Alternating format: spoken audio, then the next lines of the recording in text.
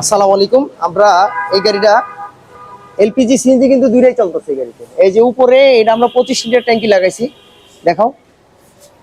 এই যে 25 লিটার, এটা হলো এলপিজি, আর নিচেরটা হলো সিএনজি।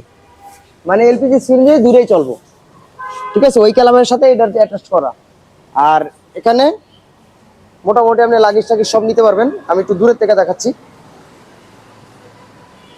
তো আমাদের সমস্যা নাই। আমি উপরতে দেখাই, উপরতে দেখলেন বোঝা যায় না, কিন্তু এমনি দেখলে বোঝা যায়। আমি উপরে খাড়া হয়ে দেখলে বোঝা যায় না। তো এটা হলো এক্সিও গাড়ি, আপনারা যারা করাতে চান নিয়ে আসবেন, ঠিক আছে। আর সামনের কিটের ব্যবস্থা হচ্ছে এটা সিএনজির কিট, আর ওই ভিতরে দেখতেছেন ওটা এলপিজির কিট। তো আপনারা সিএনজি এলপিজি দুইটাই একসাথে চালাতে পারবেন। একসাথে বলতে আলাদা আলাদা সময়। অনেকে জিজ্ঞেস করেন ভাই এটা কি আমার পাইপ খুলতে হইব বা চাবি অফ করতে হইব, চাবি অন করতে হইব, আমি সাথে সাথে ট্রান্সফার করতে পারবো কিনা।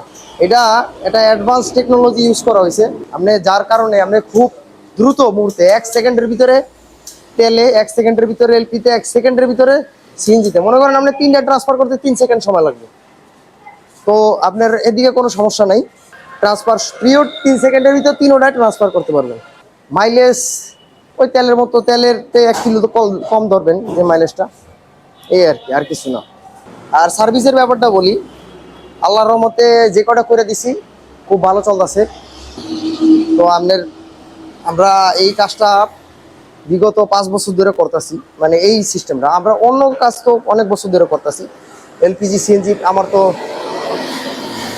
অনেক বছর, 12-13 বছর ধরে করতেছি। কিন্তু আপনার এই জিনিসটা যেটা সিএনজি এলপিজি একসাথে, এটা আমার 4-5 বছর হয়ে গেছে। তো এর মধ্যে আমরা এখনো পর্যন্ত খারাপ রিপোর্ট পাই নাই। চাইলে আপনারা করাইতে পারেন ইনশাল্লাহ।